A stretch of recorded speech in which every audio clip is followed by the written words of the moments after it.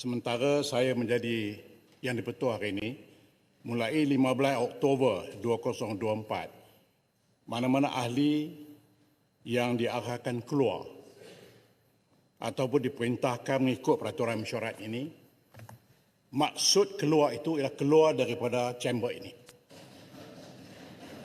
Dia boleh ikuti dari luar tetapi tidak boleh masuk dalam chamber, kerana ini akan menimbulkan banyak masalah. Jadi saya buat keputusan tidak boleh masuk dalam chamber, termasuklah di kawasan. Itu keputusan saya.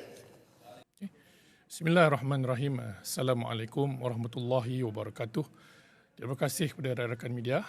Pada petang ini saya ingin memberi respon balas kepada keputusan Tuan Yang di-Pertua pada hari ini, bila mana Ketua Whip Perikatan Nasional Yang Berhormat Kota Baru telah bertanya kepada Tuan di-Pertua berkenaan dengan status penghalangan saya untuk berada dalam galeri awam dan tempat pemerhati blok Pembangkang. Alasan yang diberikan oleh Tuan di-Pertua, walaupun contoh telah diberikan oleh Yang Berhormat Besut berkenaan dengan bagaimana mantan Yang Berhormat Gelang Patah Tan Sri Lim Kit Siang, walaupun digantung 6 bulan seperti saya, beliau diberikan izin untuk duduk di tempat beliau dalam majlis tanpa beliau dibenarkan bercakap. Dan jawapan Tuan di-Pertua pada hari ini bagi saya mengecewakan, kerana beliau memberi jawapan yang bagi saya tidak lengkap. Dan beliau hanya memberi justifikasi dengan mengatakan kalau macang ada dalam dewan, dalam chamber, galeri awam dan tempat menunggu pemerhati parlimen, nanti timbul banyak masalah. Saya tidak faham pandangan dan hujah Tuan di-Pertua ini. Masalah apa sebenarnya yang Tuan Yang di-Pertua bimbang keberadaan saya dalam Dewan Rakyat sekadar pemerhati yang tak boleh berkata satu patah perkataan pun menimbulkan masalah kepada majlis ataupun kepada beliau sendiri? Di mana relevannya hujah ini?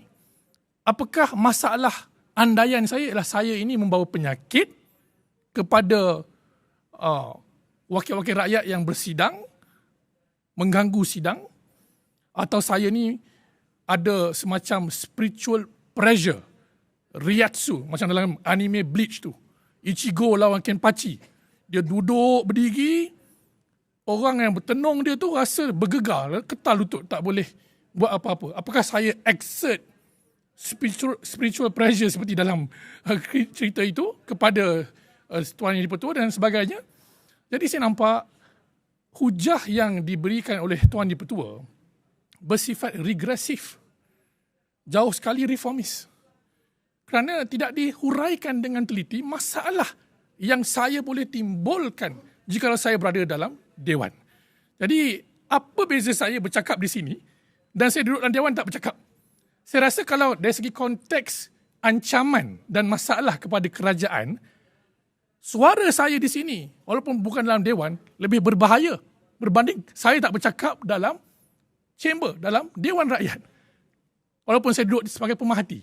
Jadi saya tidak faham logik dan justifikasi nanti banyak masalah yang Tuan Yang di-Pertua bangkitkan berkenaan dengan larangan yang telah dikenakan kepada saya. Jadi saya bagi pihak diri saya, ahli Parlimen Machang dan juga Perikatan Nasional, kita dah buat rayuan tadi, kalau rakan-rakan media lihat dalam Dewan, dan ditolak berdasarkan peraturan yang Tuan di-Pertua buat. Jadi saya rasa tidak ada jalan lain lah untuk ubah pandangan Tuan di-Pertua. Sebabnya itu keputusan beliau. Tapi kalau seingat saya, kenapa Tan Sri Lim Kit Siang Yang Berhormat Gelang Patah diizinkan duduk dalam Dewan walaupun digantung 6 bulan pada 2018, kerana ketika itu budi bicara Ketua Majlis Yang Amat Berhormat Datuk Seri Najib Razak telah berunding dengan Tan Sri Pandeka Amin Mulia yang merupakan Yang di-Pertua Dewan Rakyat, yang mengatakan dibenarkan Tan Sri Lim Kit Siang duduk di dalam Dewan walaupun digantung. Jadi presiden ada, convention tu ada, dan tak ada masalah pun. Jadi saya tak nampak kenapa saya dihalang untuk masuk sekadar pemerhati sekalipun. Jadi saya mintalah rakyat Malaysia, lihatlah ya apa yang sedang berlaku dalam Dewan Rakyat ini. Hak saya sebagai ahli parlimen yang dipilih rakyat telah dijatuhkan lebih rendah martabat daripada rakyat pemerhati biasa yang datang ke galeri awam. I've been put at the lowest point in terms of access dalam Dewan Rakyat berbanding dengan orang-orang awam yang lain.